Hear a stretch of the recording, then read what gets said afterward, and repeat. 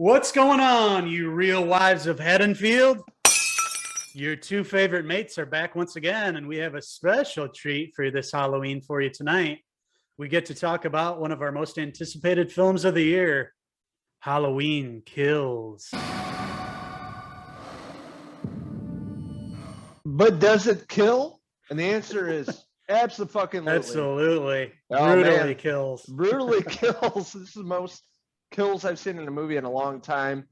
I was very cautious and worried about this film. We reviewed the first one in 2018, a few years ago. Didn't like it. Neither of us watched it a few times, didn't care for it. So we're definitely worried what they're going to do with the sequel film.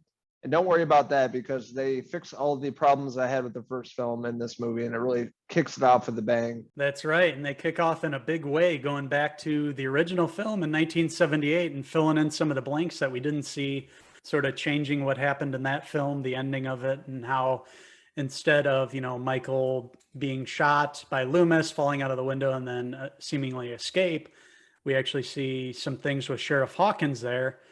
From this Halloween 2018, we found out that he was one of the first responding officers on the scene there at the Myers house where Michael was. And we find out that Uncle Michael was there. And, Sheriff Hawkins and another one of his deputies went to respond and found Michael in the house. And Sheriff Hawkins ended up accidentally shooting his deputy who was involved. He was getting into a fight with Michael there after trying to apprehend him. Michael caught him, had him in a choke. Sheriff Hawkins was attempting to save his friend, but accidentally shoots his friend right in the neck and kills him. Talk about a bad shot. Jesus, he missed like 8 times. 6 times! Terrible shot. Yeah, Loomis was a great shot. Sheriff Hawkins was a little jittery and missed on pretty much every time trying to shoot Michael, except he shot his friend right in the neck. So bullseye on that. But couldn't exactly. Michael's 4 feet away from him, walking like at a snail's pace, and still misses him 6 times going down the stairs. Yeah, that was pretty comical, but very cool to see how they did that flashback scene. It really looked like it was shot even back in 1978. I was very impressed with that. Did it look a little fuzzy to you, like the original film? It did. Yeah, they definitely tried to get that grainy film feel. Like the filter to it or something. Yes. Yeah, it definitely felt that way. Whoever did that, I noticed that too. Great. It looked great. Yes, whoever the actor was the shape. I don't know if it was Nick Castle. I'm assuming it wasn't, but looked just like Nick Castle did in the original, and the mask was really on point too. Looked very, very similar. Not exact, but very close to the original film. Looked awesome. Really had the same walk and everything. In his head and stuff, and he's like stiff. Yeah, he looked right. That was cool how he came out of the closet there, kind of rushed out at the deputy there, and got him and started choking him. And then he escapes. And then eventually in the movie, we see how Michael Myers was apprehended.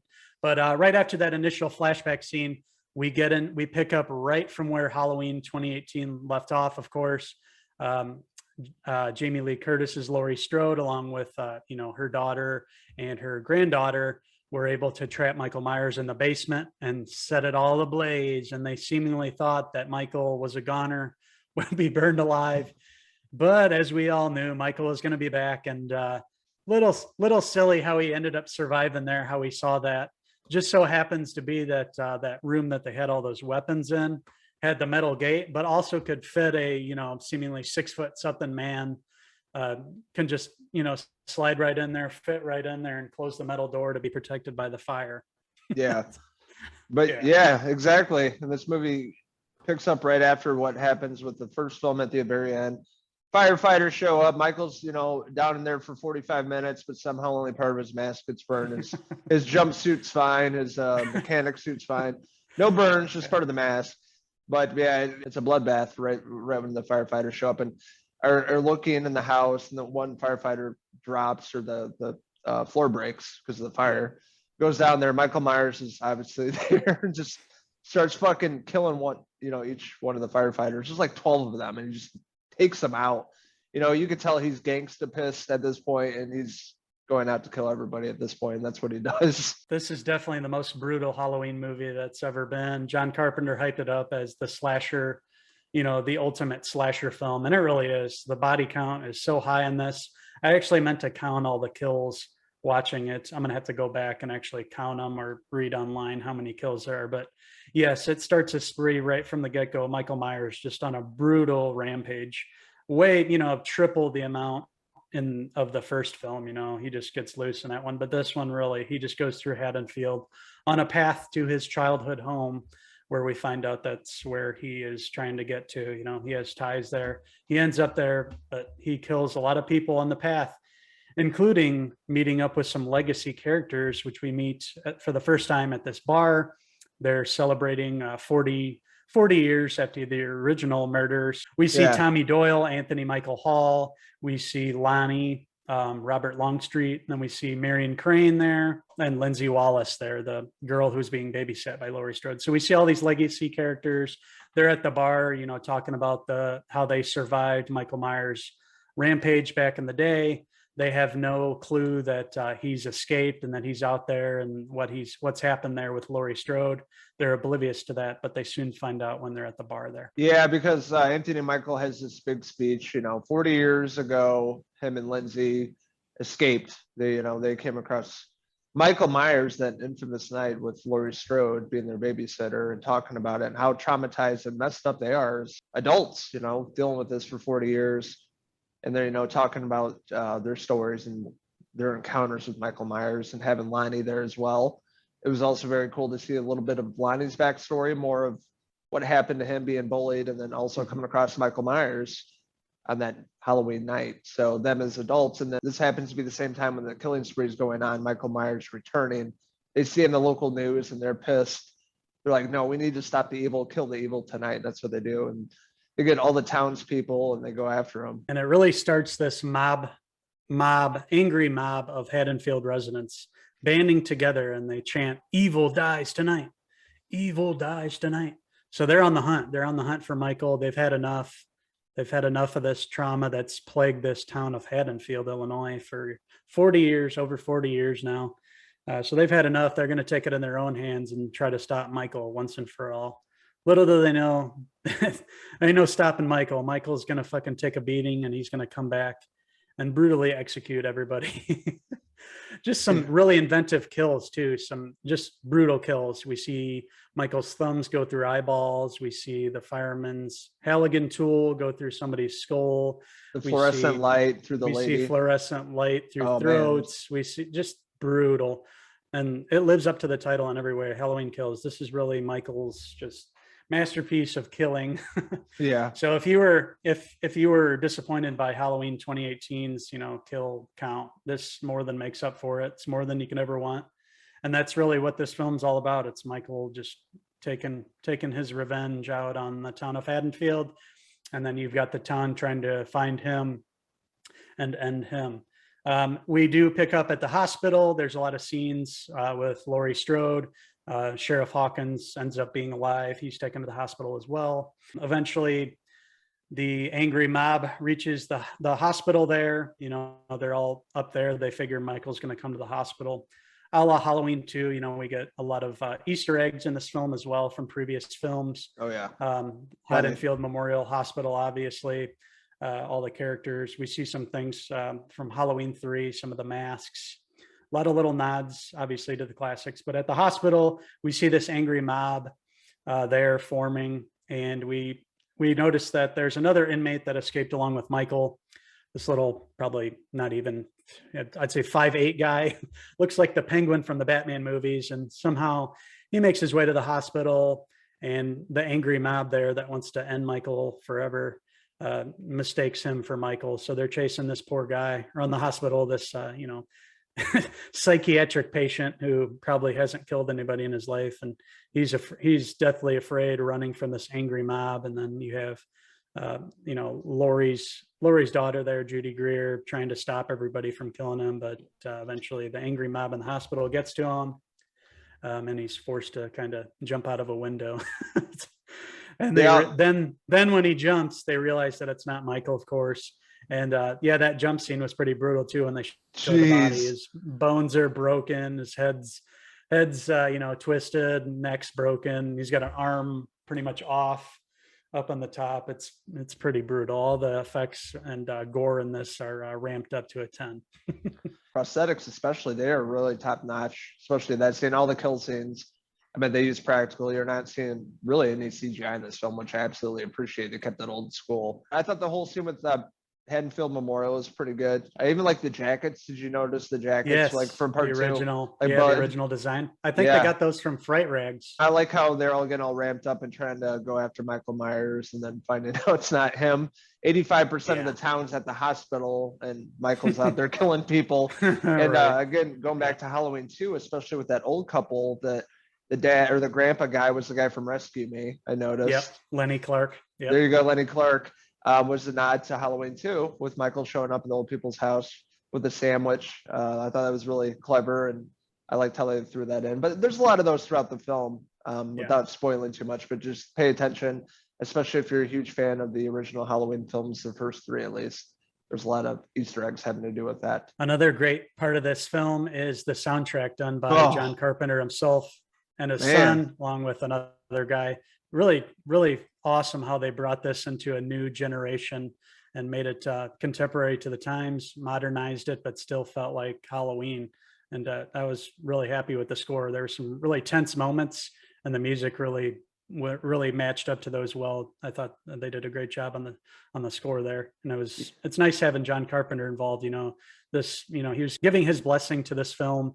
And that's really what made this one work too. Just the nods to the original, the way they, changed the story a little bit, but they're definitely honoring the original. That's one of the problems we had with like some of the other films that we've reviewed, how they've tried to reboot these things. Sometimes they don't honor the source material. You have to honor the source material. It's created there. The only reason you're getting a chance to do these films is because of that one. So you have to honor it in a way.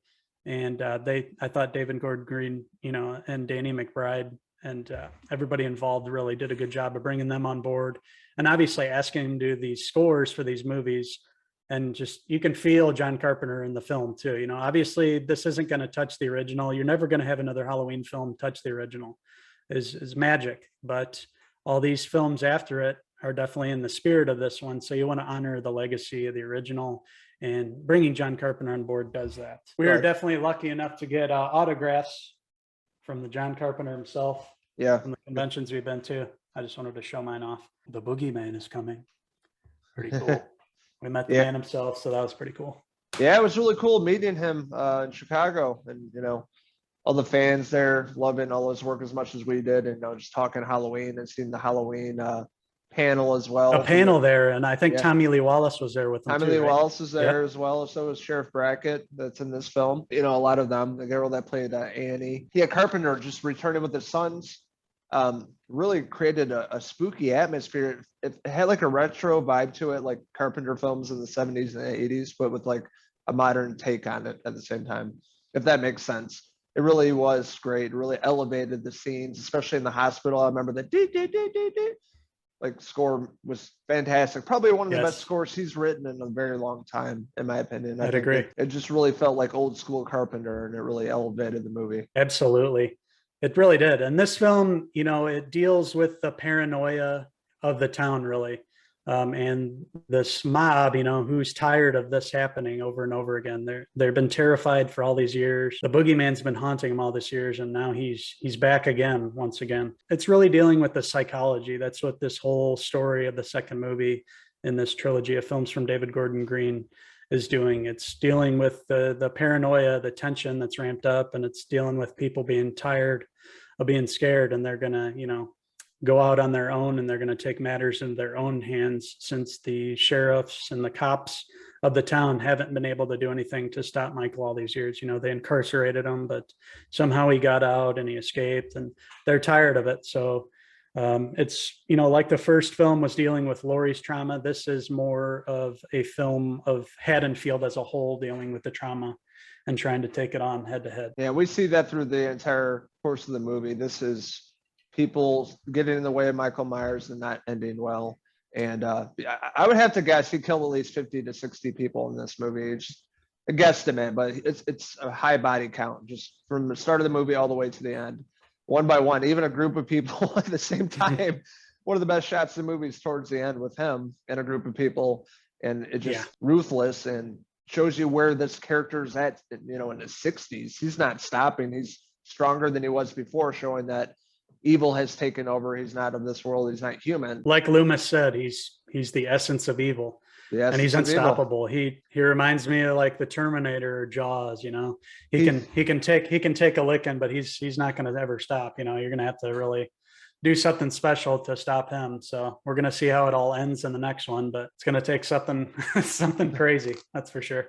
Yeah, as Tommy Doyle says, he's an apex predator, and that's pretty much sums it up. But really setting it up for the final installment that comes out next October. Halloween Ends, and it kind of leaves it, I guess, a bit of a cliffhanger, as you can imagine. As we know, there's going to be another film. I, for one, can't wait for the next installment. I really had a blast with this film.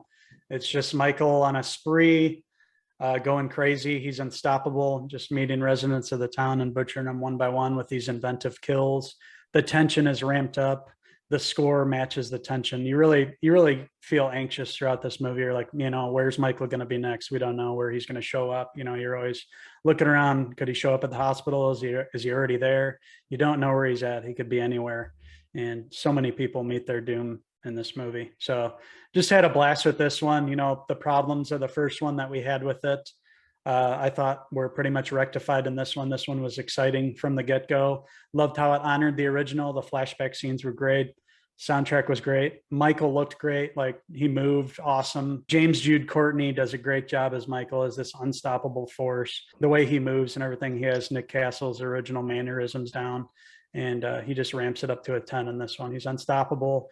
They did a good job of honoring the way Carpenter, you know, used dark rooms and things like that to give that sense of dread. And, you know, Michael would pop out of a dark shadow. They do a lot of that in this movie. So it's really effective. I think everybody's going to have a blast with this film. I mean, some people, you know, this film is about 50-50 in the reviews I've seen.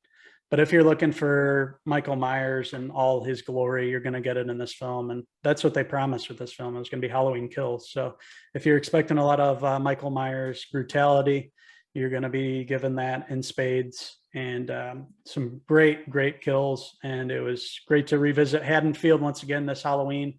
I can't wait to revisit it again next year. I am going to give Halloween Kills a 3.5 out of 5 Ben Tramer hair pieces. A lot of flashback scenes, really great seeing more backstory of certain characters. Love how they incorporated that into this film, going back to the original film, and, you know, showing us Michael Myers, Dr. Loomis back then. I thought that was really well done. All the practical effects in this movie were very effective. Really brutal. Michael Myers, this is the worst we've ever seen him. He is one pissed off old guy. You better get off his lawn. Yeah, get off of his lawn. And he's lurking Haddonfield. And I love all the shots, the directing, you know, cinematography. Again, Carpenter's score with his kids, his sons that wrote this was really top notch, really elevated this movie. I was really nervous about this film, seeing, you know, 2018 and not liking it so much. Went in with really low expectations, but I was very surprised right from the start of the film. It just brought me back into that world. Even the opening credits really felt like you're going back to the Halloween that you fell in love with, you know, 40 years ago with the original few films. It was cool seeing like the three main actresses kind of taking the back seat, because I didn't really care for them. Jamie Lee being in the hospital, her granddaughter and daughter, didn't really have a big part in up until the end, basically. So it was more the supporting cast and seeing this town and what they're going through. Anthony Michael Hall, I thought he was really fantastic. Really impressed by his performance. Kyle Richards, Real Housewife of Beverly Hills, returning to play. Lindsay Wallace, I thought she was really good too, for not acting in a very long time, just being a reality star. I thought she was pretty good. And obviously Lonnie's character, seeing more of his backstory as a young kid on that Halloween night, and seeing him as a kid, an older man, and really taking control and trying to protect his young son, and just a lot of great legacy characters returning, and then obviously the nurse returning too. Lots of great Easter eggs and nods in this film, and I had a really great time with it. Like I said, I was nervous about it, but I came out really satisfied, and I'm excited to see how this all ends with Halloween Ends next year. So that being said, I will give Halloween Kills a 4 out of 5 David Gordon Green hair pieces. Hey, Lonnie, get your ass away from there. Hey, Lonnie. Yeah, I didn't know what to expect with this character, but I thought he was really good. But we're interested in hearing your guys' thoughts on the brand new film, Halloween Kills, currently playing on Peacock and in theaters. What did you like about it? What didn't you like about it? Let us know in the comments below, and don't forget to hit subscribe. These two wild rascals had a great time heading back to Haddonfield this Halloween season. Halloween Kills available on Peacock to stream and in theaters, so make sure you go check it out before Halloween comes this season. The film definitely sets the stage and feels more like Halloween, we thought, than the 2018 version. It Absolutely. really felt like they were on Halloween night. They did a good job setting the stage there. So this is a great one to watch this Halloween season, and we had a great time reviewing it for the 31 Days of Horror. We've been waiting for this pretty much all year long, you know, ever since it was announced, and obviously it was pushed back a year. So the anticipation was high, and we're both glad that it delivered for both of us anyway. So as we like to say here at Cinephellas.com, until the next 31 Days of Horror video review, I'm Uncle Ben Tramer. You are, and I guess I'm Michael Myers' least favorite nephew, Logan Myers. He's pure evil.